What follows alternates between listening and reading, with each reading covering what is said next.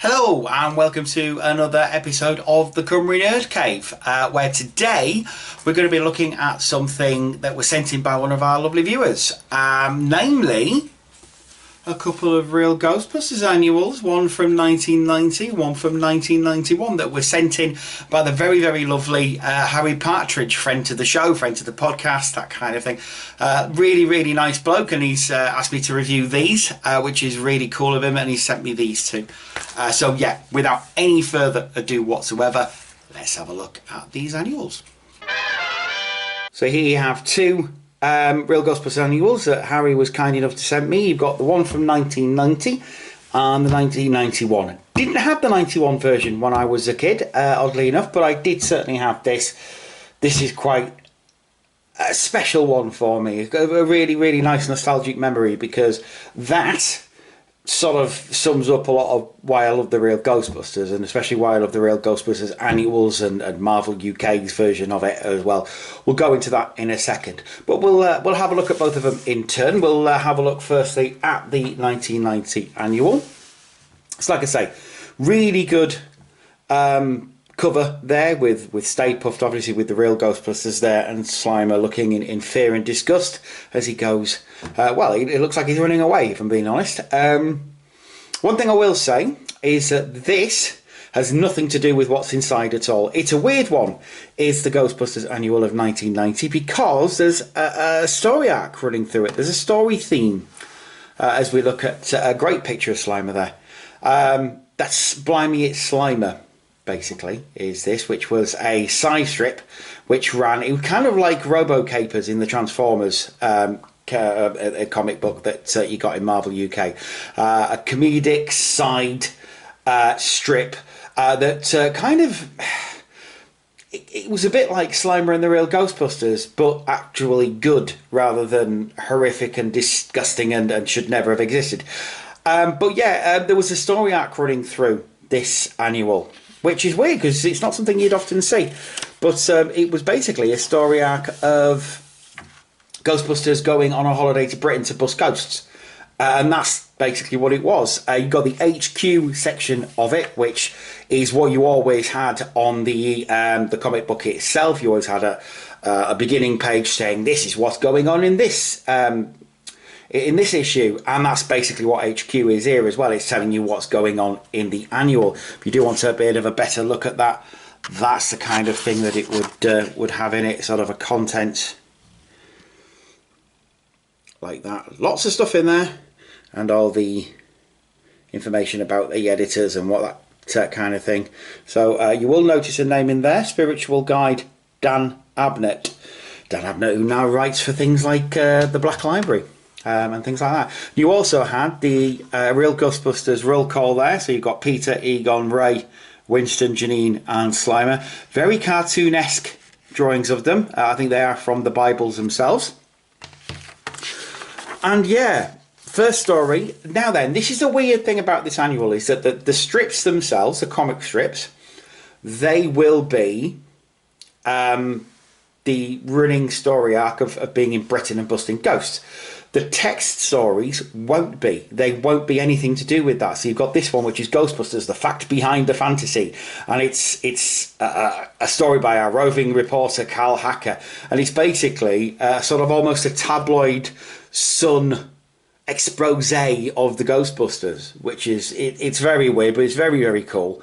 And I do like it. And I like the fact it's got these little side headlines or the bylines where it said shock. And it says, I got over my shock at the size of the fair, or heartbreak, exposed. And you'll find as it goes through, it's just reporters' hacker language that has nothing to do with the actual story itself. Nothing changes, I guess. Do like that picture of the Real Ghostbusters. That's very cool. You also get a side note there as well from his editor. okay as far as it goes, Hacker, but what about the real nitty-gritty? What about what colour are Stancy's socks? What goes on a West Pier pizza apart from chili peppers? West Pier pizza is something that you had in Marvel UK, the Real Ghostbusters comics. They always mention West Pier pizzas, and you never found out exactly what was in it. But yeah, you've got the Busman's Holiday, with art by Anthony Larkham, who always did very good teeth for some reason. He has very good teeth. I'll show you examples of that later on. But yeah, it's basically the Ghostbusters go on holiday to Britain to bust loads of ghosts, and that's the basic start of that story there. And then you've got Dexter's Chainsaw Massacre. Again, text story, which I think is based on a story that they had in a previous annual. Is it that one? It could be, yeah, exactly. Yeah, it's something to do with a guy who had a little shoppy, who used a machine to fill inanimate objects with the souls of the dead or paranormal energy. And it's a sequel to that story. So it's actually, again, something Marvel UK did, because they did it in Transformers as well. They had a running theme in that of somebody who kept hacking into computers. And they hacked into the Pentagon's computer and the Autobots' computer and the Decepticons' computer. And it was sort of all that, sort of bring you up to speed of the story so far. But with this, it's just a sequel to a story that they had previously in another annual, which was really, really cool, I think. Then you've got a Roller Coaster, which again, art by Brian Williams and Dave Harwood in this one. All stories by John Carnell. And again, it's Peter at the fun fair, and the roller coaster gets taken over by a malevolent spirit. They always drew weird, freaky ghosts in this, which I always love. I love to see freaky ghosts, and not just, you know, the general dead, haunting spirits that you normally get. I also like this kind of thing. They did classification of spooks. So a class 1 would be a vapour, mist, or other non-manifested haunting, and you'd see what that looks like through the ecto goggles and all the other spooks and spectres that they have.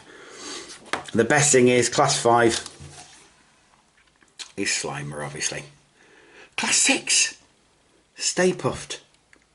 Weird. So you're telling me that Stay Puffed is just one class above Slimer? Weird.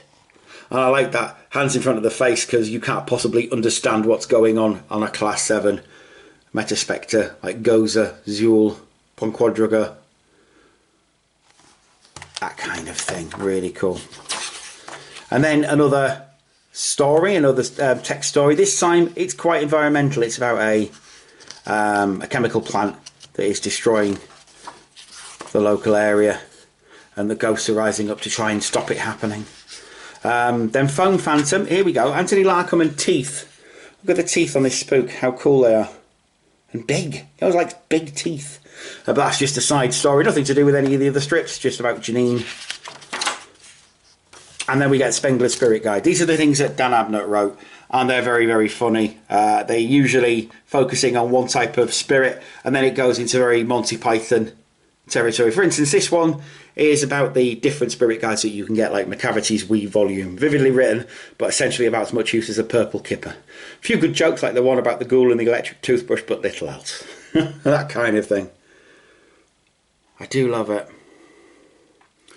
Scobb's Guide. Terse. Good. Doesn't say much.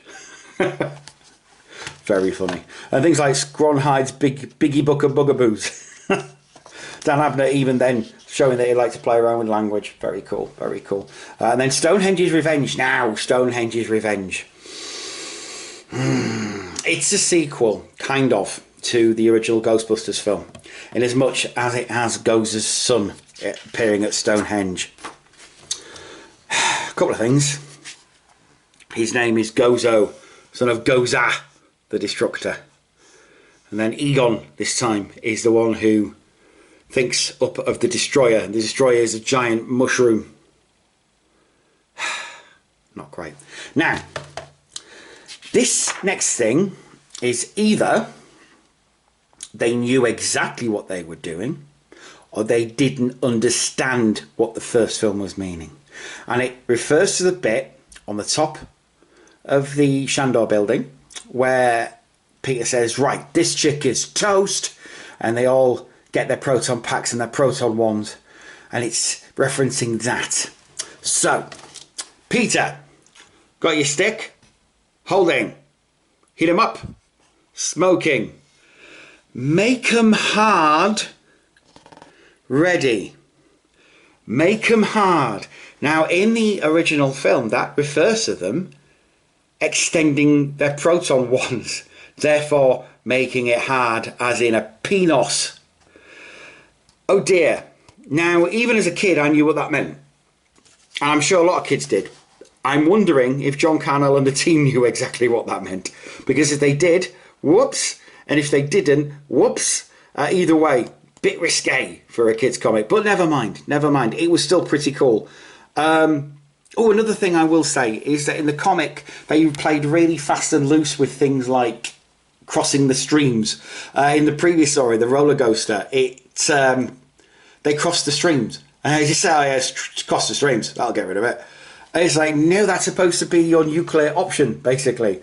And it isn't anymore. It's just something that they do. But there you go. Yeah, very, very strange. But anyway, they captured that. They did Winston's diary, which was always very cool. Again, they had a thread running through it of a thing called bad craziness. So anything that happened that Winston didn't like, and that was a bit too weird to mention, he called it bad craziness. And I do like the way they kept the continuity going in the comic. Again, comic continuity in Marvel UK. They seem to really, really enjoy that. You got some various postcards that the guys send. Another spirit guide, which was really, really cool. This time about servitor races and things like that. Another story, this time about a haunted house. Again, the artwork in these is really, really good. Considering, you know, they were just advertising a cartoon and a toy, really. Not even the toy so much, but the cartoon. Demon Bowler, with art by Andrew Wildman, because of course you can tell. That's all about Demon Bowler, obviously. Slimer Puppet. Now, what I do like about this, it says you have to trace that. A lot of annuals at the time would have just said, oh, just cut that out. But if you can see, there's actually a strip on the other side. But they used to say, oh, just don't worry about that. But this comic says, trace it, because you want to keep what's on the other side, surely. And there we go, Blimey, it's Slimer, art by Bambos, and lettering by Bambos as well. And like I say, it's just a side comic to the main comic, Silly Things About Slimer. But again, in continuity, because it's a Slimer adventure in London, in the Tower of London there. And then a story about Loch Ness. Now, I don't like the art in this one. And I'll tell you for why. Because the art is by someone called John Gearing and Dave Harwood. Now, I am certain John Gearing used to work on the Beano, because this is very Beano-esque or Dandy-esque artwork. Now, there's nothing intrinsically wrong with it. It's just an art style I don't like. I don't like the Beano and I don't like the Dandy. I never did. I find them a bit, I don't know, 1950s. I don't mind it in the 70s when it got a little bit punk. But it just, I don't know, it didn't do much for me. But again, sorry about Loch Ness. Loch Ness Monster ends up being a ghost, so they bust it, because of course they do. And then you got standard thing in comic book annuals at the time, games. So you had to get your own counters, which was fine because people generally had loads of Ludo games that were kicking about that they could use, and dice and things like that. And then they'd use that for the game. I do like a good board game. And then one final story where they go around the country, York, for instance. I'm assuming that's supposed to be York Minster, where they're fighting Roman soldiers, and everywhere else where they bust loads of ghosts. And then the tourism board says, no, you've got to let them go, because that's our tourist industry you're destroying. And they say, oh no, we're not going to do that. Say, right, fair enough, you'll pay the bill for all the things you've destroyed while you've been here. So they say, fair enough then. They'll have to come back another year and bust all the ghosts again. Anthony Larkham, because you can tell because of the teeth. I love the Welsh dragon there as well. Look at how cool that Welsh dragon looks. It's a bit like Lockheed off Excalibur. But that was it. That's that annual. Ghostbusters Annual 1990. So we'll replace that with the 91 annual. Now, as far as I'm aware, this is the last one that they produced for the Real Ghostbusters, which is a shame, but such is life. you know, the shelf life of Ghostbusters was wearing a bit thin in 91. I mean, I don't remember there being much going on with Real Ghostbusters in 91, but this was the last one. Really good image, really brilliant image of the Real Ghostbusters there, busting things out the back of Ecto 1. I love that so much. It's so cool. And then this will allude to something in the book later on, the pantomime. You can actually put your own pantomime on. I remember something, they did something similar. I used to have a script book of Willy Wonka and the Chocolate Factory, or Charlie and the Chocolate Factory actually it was. And that gave you all where you counted stage directions and things like that. £4.50 for the annual, costs you about £7 now. Ah, inflation, Brexit Britain, eh? Certificate to bust, which is very, very cool. And again, HQ, as we had in the other annual. I think it sort of ended in 1991-92. Now this is called The Flip Side of the Spiritual Divide.